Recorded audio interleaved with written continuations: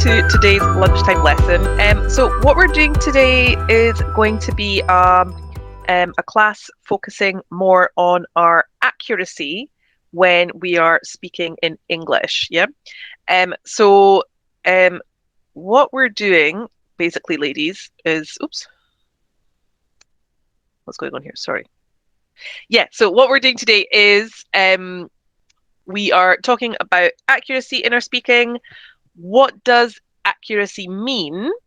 So accuracy basically is if we're speaking correctly, not making grammatical or vocabulary mistakes.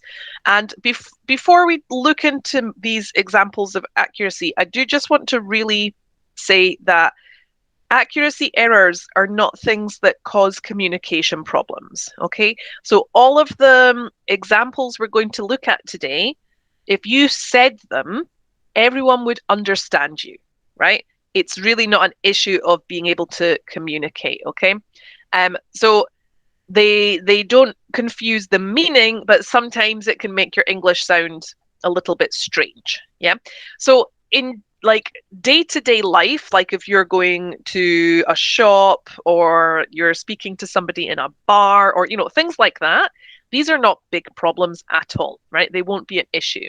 And people will completely understand you, right? However, it can be a problem depending on what you need your English for. So, for example, if you're planning to take an English exam, these mistakes will cost you a lot of marks, okay? If you're working in English, depending on the job you're doing, it could make you seem a bit unprofessional, okay? Especially if you're writing. If you're doing any kind of presentation work in English, obviously you want to feel confident, you want to make a good impression. And especially as well, if you're applying for jobs, it's the kind of thing that might create a problem for the potential employer, okay? So when we're thinking about accuracy, it's really for these kind of areas, yeah? Don't worry. If you make a mistake like this when you're speaking, it is not a tragedy, okay? That's what I want us to understand. It's not a tragedy. Don't be scared to speak because of these little mistakes, okay? But we're just going to think about really common mistakes I see a lot and ways that we can hopefully tidy them up, yeah? So the list that you can see on the screen here, these are 16 errors that I hear a lot from students. I hear them a lot in speaking practice. And I also, when I used to be an English examiner for Cambridge, and these were kind of repeated errors I would hear all the time when people were speaking. Like I said before, none of them will affect your communication, okay? All of the ideas that people wanted to express, I can understand here. However, from an examiner perspective, they were incorrect, and they would especially lose marks in grammar and vocabulary, okay, for these kind of mistakes.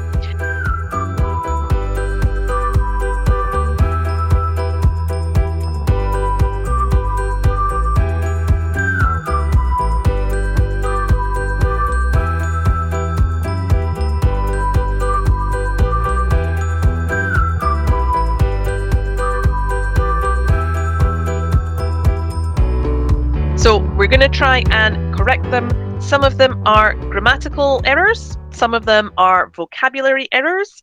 Some of them is just the way the sentence is constructed doesn't sound natural or isn't how we would naturally express that in English. So there's a big mix of things that need to be organized here and tidied up. None of them present a communication problem, okay? But we're going to think about how we can make it tidier and better, yeah? So I'm going to give you 5 minutes, and then we are going to check the answers, and I'll explain what the answers are.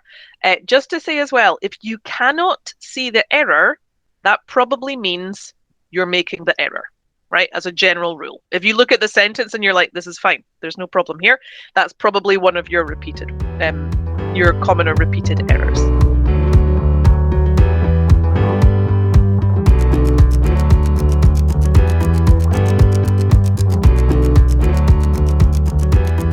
Okay, so if you didn't manage to get all of those, or you weren't sure about some, don't worry, because we're going to have a look at all of them now.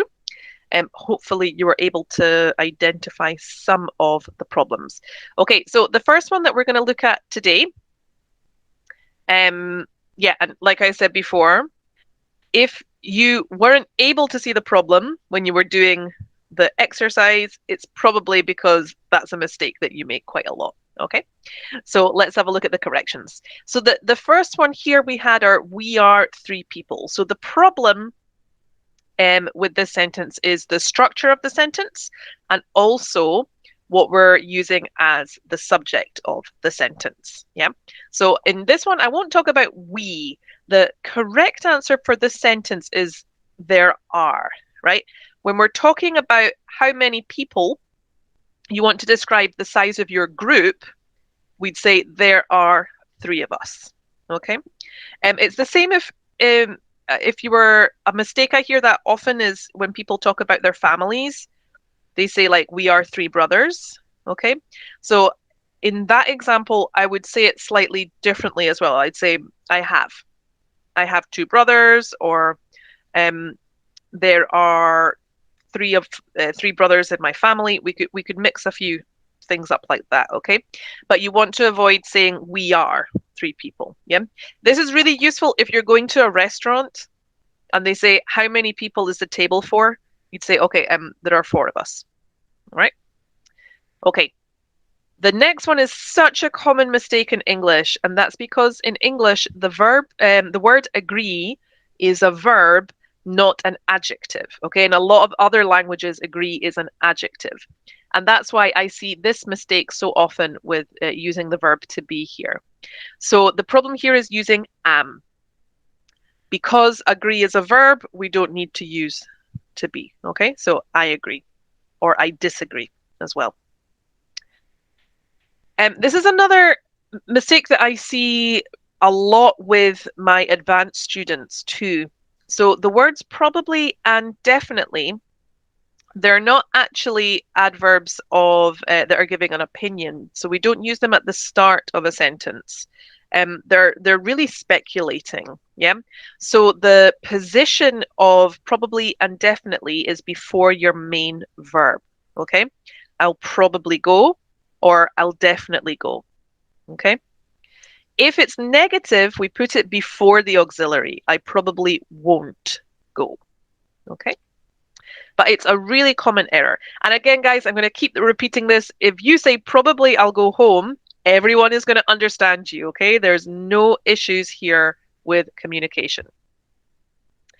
This is a vocabulary mistake that I hear used a lot, and I think that's because of the mistranslation of the word stay, which quite often is not really translated correctly. So if I say I like to stay with my friends in my free time, what I'm saying there is like I like to be in their house and sleep in their house and be there for a number of days, okay? Which is not the same as using this word, okay? Spend time with. So when we're talking about in your free time, seeing your friends, doing things together, this is a much better word, right? I like to spend time with my friends in my free time. This is another problem that I hear a lot. Again, it's not a communicative problem because everyone understands you, but it's not really the correct word that we want to use. So when I say I think it could be a good idea, that sentence is actually like the first part of a conditional structure, right? So if I think it could be a good idea, I need to explain the condition. If we left early, for example. A much better word to use here, which is much more commonly used, is might. Okay, instead of could. And in general, try and swap the word could when you're talking about possibility or how likely something is. Instead of using could, try and use might. Okay, so I think it might be a good idea. No, I think it could be a good idea. This is another really common mistake, and it makes sense, right? Because we use the word how when we're talking about manner. So it's logical to think that when we construct this sentence, we want to use how. But we're not actually talking about manner, we're talking about a thing, right? I'm asking you about the weather. So the word that we want to use, the question word isn't how, the question word we want to use is actually what. And I'm asking you to describe the weather. So the correct way to phrase this question is, what is the weather like in Edinburgh? Okay, so if you remember the structure of what is, blah, blah, blah, okay, whatever your noun is, and then like, yeah? Because you're asking somebody to describe a thing to you, not talk about the manner.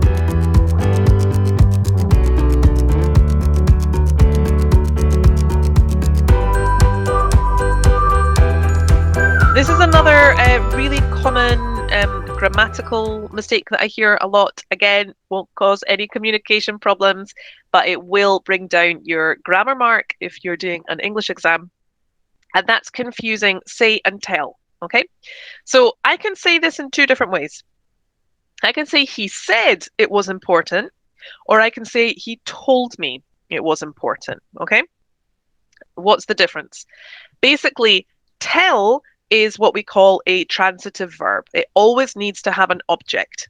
And say is what we call an intransitive verb. It never has an object, okay? So when we use say, we'll never use me. But when we use tell, we always need to have an object afterwards. There is also a slight lexical difference too. So if you think of tell and the kind of collocations you have with tell, like tell a story, tell a joke, tell a secret, tell a lie, it always involves another person there. So if you're talking about or reporting a conversation, then tell is sometimes the better word, okay? If someone like was sharing information two ways, yeah? But really, there's not a big difference. Just watch out for that object. This is another incredibly common mistake that I hear, and it's to do with comparatives. And there are some words that it happens with more often than others. Easy and cheap are two of the most common words, but so is hot. That's another one that I hear misused all the time, okay? And it's just confusing our structure, right? So if you remember, when a word is one syllable or two syllables, but it ends in the letter Y, then we need to add ER or IER in the case of Y. Yeah? The grammar isn't difficult for comparatives, but it's obviously something which takes a long time to assimilate because I have very advanced students that still make these mistakes. Okay? So again, communicatively, it won't cause you any problems. But if you're doing an exam, it's considered a basic error, which it shouldn't be, but it is, and it'll bring your marks down. Okay? So you want to be careful for that one. Right, this is something else I hear as well all the time. Is learning English difficult? Difficult? No, but it's complicated. And this often happens depending on your first language when we make a direct translation. Okay? So basically, if you are making a noun or an adjective negative, we need to use not the word no. And we put it at the start of the sentence. Okay, so this would be not difficult, but it's complicated. Okay? Again, will not affect communication. And another really common grammatical mistake here. I'm not going to buy the car, it's too much expensive. So I only use too much or too many when I have a noun, either an uncountable or a countable noun. When I have an adjective, like here, I only use the word too, okay? It's too expensive. The other thing to say as well, please remember that too means excessive. There's too much of something. So if I say it's too big, that's a bad thing. If you just want to emphasize an adjective, then you need to use a different modifier like very, really, absolutely. Okay? It's a different thing from too. Too is a quantifier, and that's going to say that it has this excessive quality. Okay, so we moved here before 5 years. This is really common as well when we're thinking about time. It's really easy to confuse these little words, right, that we have with specific time periods. So when we're talking about something that happened in the past, right, a certain amount of years previously, then we're going to use the word ago. And we're going to put it at the end of the sentence. Yeah? Before will mark a point in time. Okay? So you have this like before and after moment. So before I was a teacher, I worked as a waitress. You can use this, think of like as the word previously. Okay? Previously to being a teacher, I worked as a waitress. Ago means how many years in the past the action happened. And here's another one for you. I worked since 2 years for this company. So this is a more difficult sentence. You're talking about an action which began in the past and continues in the present. And that means we need to use a perfect structure, okay? So perfect structures are like the time traveling structures. They connect the past and the present together. So because I'm using a perfect tense, I'm also going to put a bit of emphasis on my action happening.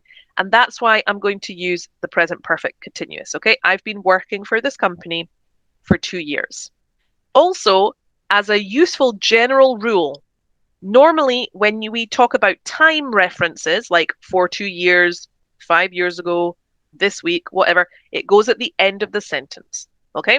Not always, but as a general rule, if you're not sure, put your time expressions at the end of a sentence. Okay, a really common vocabulary problem here. So we confuse the word remember with the word remind, and they're two different words, yeah? So remember is the opposite of forget, okay? So if you remember to do it, you make sure that you do something, or you have a memory. It makes you think of the past. Remind is it makes you think of something else, okay? So if I say this reminds me of my previous job, it makes me think of a job I had in the past. But it doesn't have to relate to the past. So I could say, you remind me of my sister, which would be talking about the future now, the present now. Okay? So two slightly different things. Remind, it makes you think of another thing which is similar, or it stimulates a connection. And remember is talking about memory. So connected more with the past, or something we can't forget.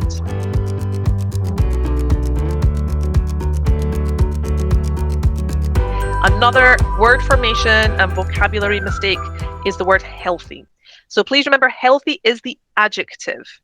In this example, you need the noun, and the noun is health. Okay, so your health is really important. And in this one here, guys, this is a mistake I hear all the time. So when we learn about the future in English, the first structure we normally learn to express the future is will. However, we have lots of different ways to talk about the future in English, depending on what we want to express. Will we use for lots of things, for example, for predictions, for promises, okay? But we don't use it to talk about plans or intentions. And in this example, I'm talking about my plans or intentions for this weekend. So here, instead of will, I should use going to, okay?